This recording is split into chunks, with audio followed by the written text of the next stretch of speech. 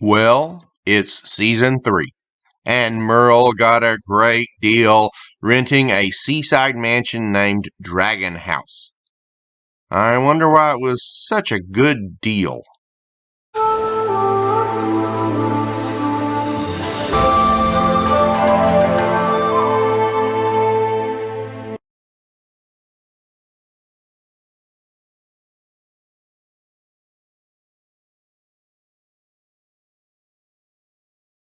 Okay, I'm going to share this story for a couple of reasons, even though you need to be careful. Um, we've come a long way in the past year, and one reason authorities are being so careful with the new COVID-19 variants is they don't want to go back. So be careful. Um, let's not lose the progress we've made.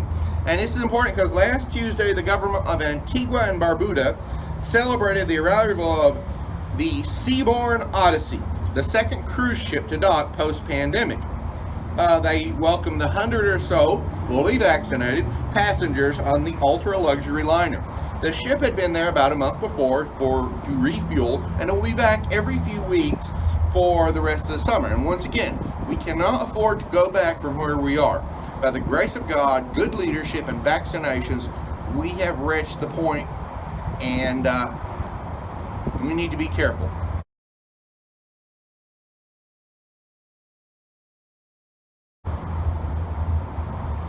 Modern life is made possible by industrial level agriculture.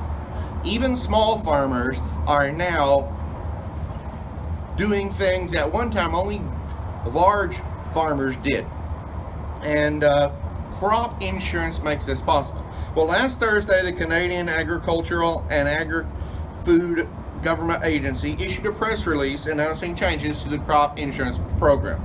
These changes will emphasize salvaging crops by doubling the low yield threshold and easing a livestock feed shortage by allowing farmers to feed crops that they can't sell to their livestock.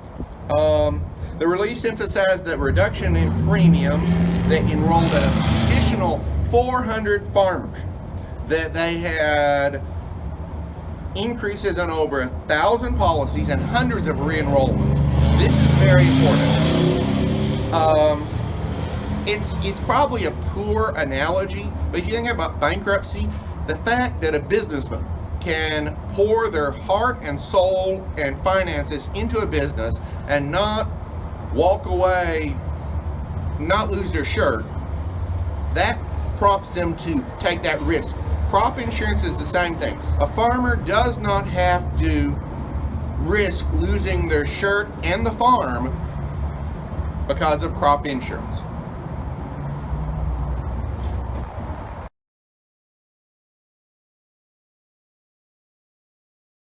Okay, how you got popcorn handy? Because I got a big week in British defense to cover, and let's go. All right, last Saturday, British Ministry of Defense released the transcript of a speech the day before that British Defense Secretary Ben Wallace gave at the Vietnam Diplomatic Academy. Now, this came at the end of a 2-week trip to the U.S., Japan, South Korea, Cyprus, and obviously Vietnam. He emphasized the importance of Vietnam, especially as China pushes out into the South China Sea. The Secretary recognized national differences in government, like, Vietnam has a communist government, but emphasized shared values including global free trade, quote, upholding the law of the sea and freedom of navigation, end quote. Now, Vietnam is a very interesting situation. We fought a war with Vietnam from the 50s to the 70s. But after the United States left and the communists took the entire country, China invaded Vietnam. They kicked them out too. So Vietnam is definitely a check on Chinese power.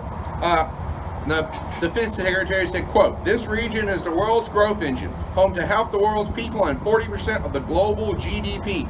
You have the enviable strengths of youthful demographics, world-class education, innovative industries, and a strong manufacturing base. He highlighted the regional flashpoints from territorial disputes to cyber warfare, and also cited climate change and regional migration in his speech. He mentioned the UK had pledged £24 billion over the next 4 years for defense spending. Plus, he highlighted the relationship that the United Kingdom and Vietnam had forged in UN peacekeeping. He mentioned the loss of Vietnamese fishing vessels to Chinese aggression around the Spratly Islands, and the visit of the HMS Queen Elizabeth, a fifth-generation aircraft carrier with fifth-generation fighter jets, to the region. Now, speaking of the HMS Queen Elizabeth, last Thursday, the British High Commission in New Delhi announced the aircraft carrier and her carrier strike group arrived in the Bay of Bengal. They participated in 3 days of exercises with the Indian Navy.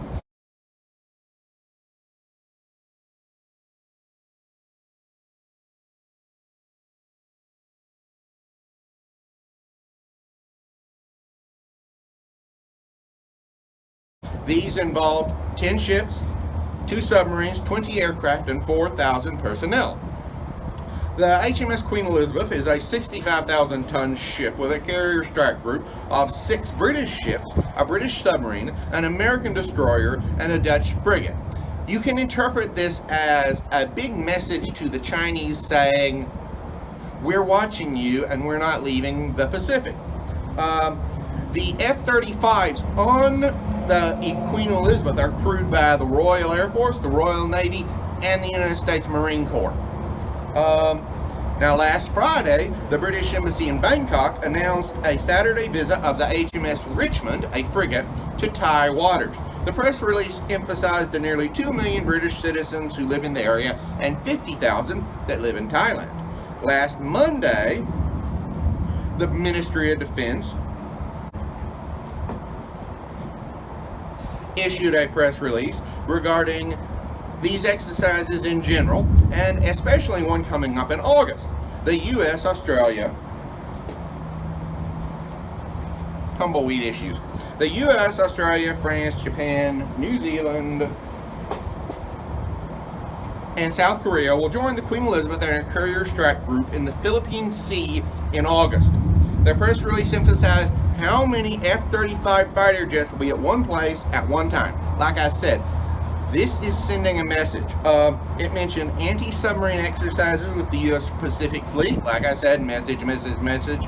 Now on Tuesday, the Defense Secretary Wallace, the British First Sea Lord, and the British Air Chief Marshal met the Japanese Prime Minister and defense officials as they prepared for those naval exercises.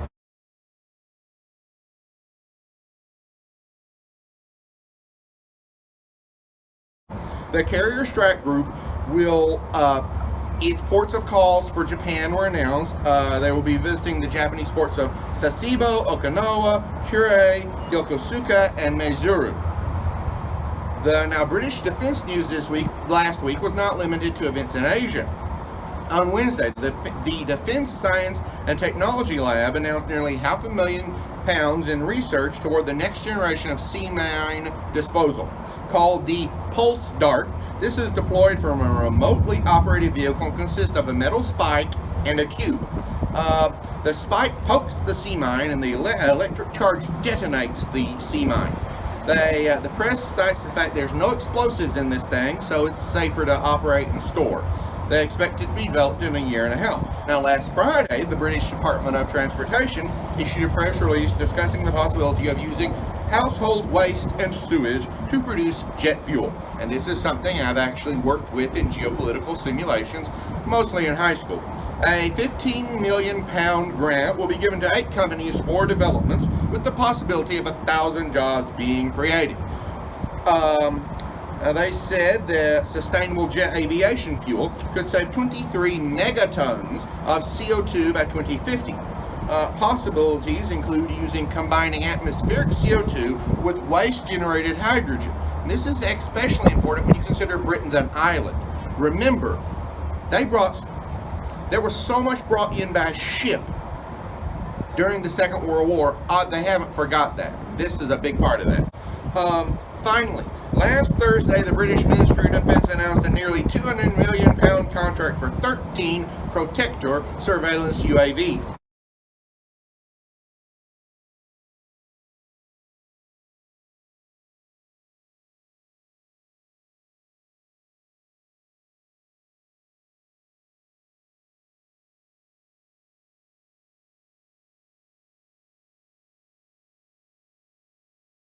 These aircraft can loiter for up to 40 hours over areas of interest, providing intelligence, surveillance, targeting, and reconnaissance. And yes, the wind is whipping up here on Dragon Island. These also can be armed with, quote, next generation low collateral precision strike weapons, including the United Kingdom made Brimstone missile and pave way for laser guided bomb. So, big week in British defense.